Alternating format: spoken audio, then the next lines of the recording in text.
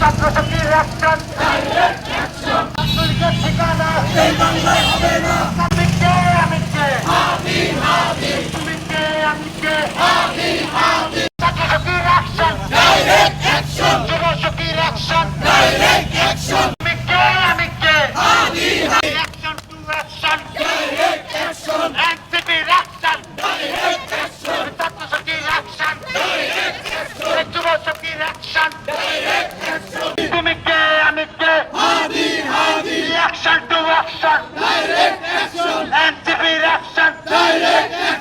সহযোদ্ধা হাদি ভাই, তার উপর সন্ত্রাসীদের যে হামলা হয়েছে, আমরা টাঙ্গাইল জেলা ছাত্র শক্তির পক্ষ থেকে এর তীব্র নিন্দা এবং প্রতিবাদ জ্ঞাপন করছি। আপনারা জানেন আমাদের জুলাইয়ের এবং রাজপথের সংগ্রামী নেতা হাদি ভাই, যার জ্বালাময়ী কণ্ঠ বাংলাদেশের প্রত্যেকটি মানুষ শুনেছেন এবং তাকে সমর্থন করেছেন, সেই রকম একজন বিপ্লবী যোদ্ধাকে কুত্তা লীগ, ছাত্রলীগ এবং আওয়ামী লীগের দোসর যারা ছিলেন তারা হামলা করেছেন এবং এটি পরিকল্পিত হামলা ছিল। সরকারের প্রতি একটি আহ্বান জানাবো, আপনারা অতি দ্রুত যারা জুলাইয়ের গাদ্দার ছিলেন, যারা খুনি ছিলেন, যারা গণহত্যাকারী ছিলেন, তাদেরকে আপনারা বিচারের আওতায় আনবেন এবং হাদির উপর যারা হামলা করেছে অতি দ্রুত তাদেরকে গ্রেফতার করে তার যথাযথ উপযুক্ত শাস্তির ব্যবস্থা করবেন এবং হাসনাত সহ, সার্জিস আলম, নাহিদ ইসলাম সহ যারা জুলাইয়ের আন্দোলনকারী ছিলেন, অগ্রগামী ছিলেন, তাদের প্রত্যেকের নিরাপত্তা আপনাদেরকে নিশ্চিত করতে হবে। অত্যন্ত দুঃখ ভারাক্রান্ত মন নিয়ে আমরা আজকে এখানে একত্রিত হয়েছি। সারাটা রাত নির্ঘুম কেটেছে আমাদের জুলাই সহযোদ্ধা, যিনি আমাদের জুলাই পরবর্তীতে জুলাইকে বাঁচিয়ে রাখার জন্য তার বলিষ্ঠ কণ্ঠস্বর দিয়ে আমাদের দেশে বিভিন্ন জায়গায় বিভিন্নভাবে জুলাইকে স্থাপিত করেছে। আমরা আজকে তার উপর হামলার তীব্র নিন্দা জানাচ্ছি। আমরা সকলেই প্রচণ্ড দুঃখ নিয়ে এই কথা বলতে চাই যে তিনি আমাদের এই জুলাইকে বাঁচিয়ে রাখার জন্য যেভাবে কথা বলেছেন, আজকে তার এই কণ্ঠস্বর রোধ করার মাধ্যমে আমাদের সকল জুলাই যোদ্ধাদের কণ্ঠস্বর রোধ করার চেষ্টা করা হচ্ছে। আমরা প্রশাসনের কাছে দাবি জানাই, সন্ত্রাসী বাহিনী তার উপর হামলা করেছে, দ্রুত তাদেরকে গ্রেফতারের মাধ্যমে এই জুলাই যোদ্ধাদের নিরাপত্তা নিশ্চিত করতে হবে। আমরা আজকে হাদির উপর হামলা হয়েছে, কালকে আমাদের উপর হামলা হবে না, এর কোনো গ্যারান্টি নাই। আজকে হাদির উপর, কালকে আমাদের উপর হামলা হবে। আমরা এর দ্রুত বিচার চাই এবং এরই সাথে জুলাই যত যোদ্ধা আছে, আমরা সহ আমাদের যত বড় নেতা আছে, তাদের সকলের জীবনের নিরাপত্তার জন্য আমরা চাই প্রশাসন কঠোর পদক্ষেপ গ্রহণ করবে।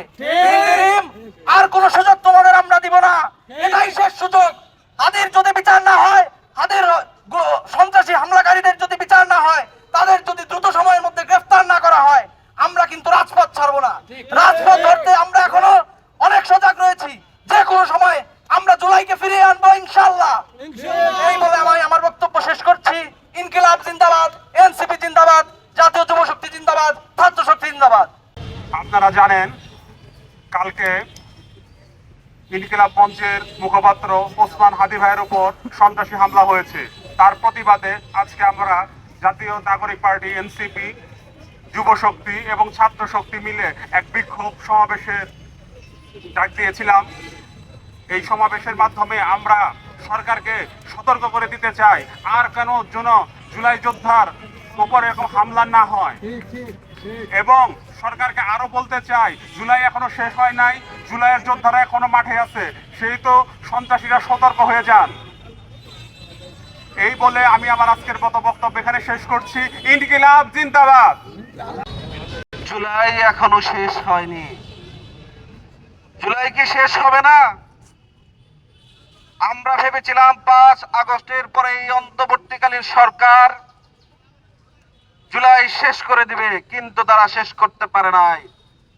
অন্তর্বর্তীকালীন সরকারের প্রশাসন কোন ধরনের অবৈধ অস্ত্র উদ্ধার করতে পারে নাই।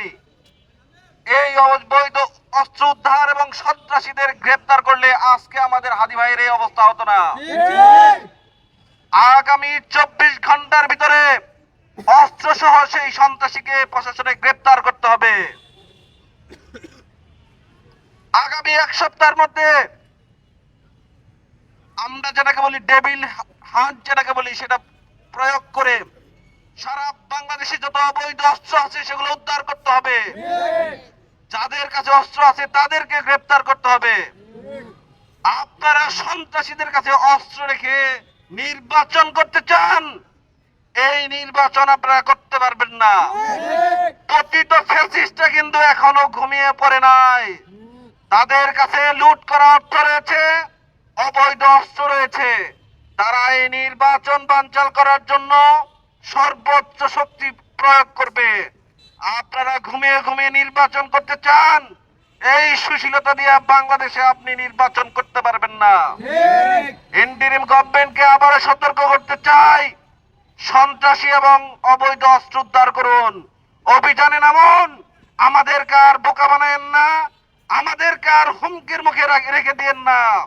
জুলাইয়ে যারা নেতৃত্ব দিয়েছে তাদের জীবনের নিরাপত্তা বিধান করার দায়িত্ব আপনাদের ছিল। আমাদের ওসমান হাদি ছিল জুলাইয়ের অন্যতম একজন নেতা, তার নিরাপত্তা আপনারা দিতে পারেন নাই। আমরা যারা জেলা উপজেলা পর্যায়ে সাধারণ নেতা কর্মী আছি, জুলাইয়ের নেতৃত্ব দিয়েছি, আমাদের নিরাপত্তা আপনারা কিভাবে দিবেন?